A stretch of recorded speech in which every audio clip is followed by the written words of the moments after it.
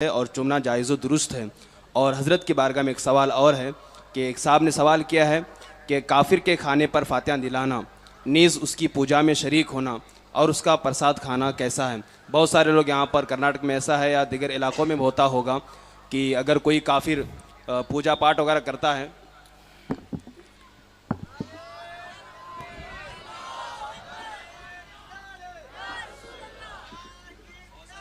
بہت سارے علاقوں میں ایسا ہوتا ہوگا کہ جہاں پر غیر لوگ پوجا پاٹ وغیرہ کرتے ہیں، وہاں پر مسلم لوگوں کو دعوت دی جاتی ہے، تو ان کی پوجا پاٹ میں مسلمانوں کا شریک ہونا اور پھر پوجا کے بعد ان کے پرساد کو کھانا، یہ شرعاً حضور کیسا ہے؟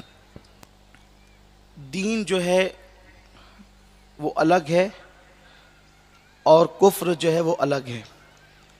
مذہب اسلام نام ہی اس دین کا ہے جس نے آنے کے بعد ایمان اور کفر کو الگ الگ کر دیا۔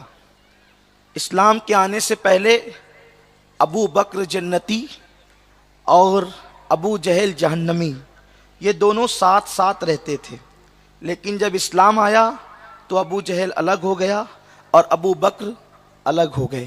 اسی لیے قرآن کو فرقان کہتے ہیں کہ اس نے مومن اور کافر میں فرق بالکل واضح کر دیا۔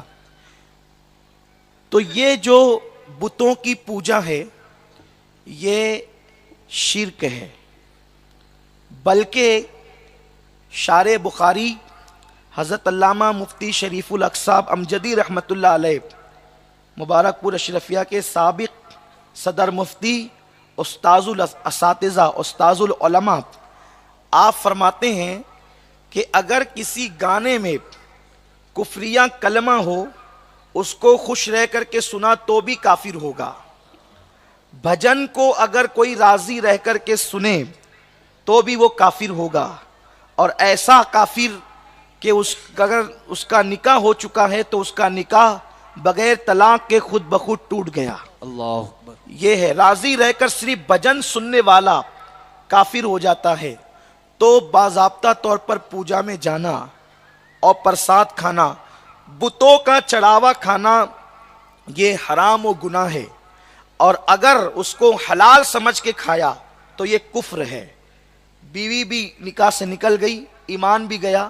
اگر حرام اس کو جو ہے وہ ناجائز سمجھ کر کے کھایا تب تو گنہگار ہوا ہی ہوا، لیکن اگر معاذ اللہ اس کو حلال سمجھ کے کھایا تب تو کافر ہوگا۔ اس لیے پرساد کھانا ناجائز وہ گناہ ہے، حرام ہے، اس لیے کہ چڑھاوا نہیں کھایا جا سکتا بتوں کا۔ البتہ کافروں کی وہ کمائی جو نہ پوجا کا سامان ہے نہ بتوں کا چڑھاوا ہے، بس یوں ہی انہوں نے آپ کو دعوت دی اور آپ کو کھانے کے لیے بلایا، تو اس پر بھی علماء محتاطین کا حکم یہ ہے کہ ان کے یہاں جا کر کھانے پینے سے بچا جائے، کیونکہ ان کے یہاں عام طور پہ حلال و حرام میں کوئی تمیز نہیں ہوتی، اور انسان کے دل و دماغ میں جو خیالات آتے ہیں، عبادتوں کا جو شوق اور شعور آتا ہے، وہ غذا کی برکت سے پیدا ہوتا ہے۔ غذا اچھی ہوگی تو دل میں خیالات بھی اچھے آئیں گے۔ بہت سارے لوگ یہ شکایتیں کرتے ہیں، نماز کی توفیق نہیں ہوتی، توبہ کی توفیق نہیں ہوتی۔ پیٹ میں اچھا ڈالو گے تو نا، جب پیٹ میں ہی جو ہے وہ غلاظت بھری جا رہی ہے تو پھر آپ مجھے بتائیں کہ اچھے خیالات ذہن و دماغ میں کیسے پیدا ہوں گے؟ اللہ اکبر۔ ایک بزرگ ہیں، بہت عظیم اور جلیل القدر بزرگ، جنہیں دنیا سیدنا امام احمد ابن حنبل کے نام سے جانتی ہے۔ امام احمد ابن حنبل کو جب جیل میں رکھا گیا تو اس وقت تو ٹفن لا کر کے آپ کی مریدہ آپ کو دیتی تھی۔ امام احمد ابن حنبل نے ایک دن بھی ٹفن نہیں کھایا۔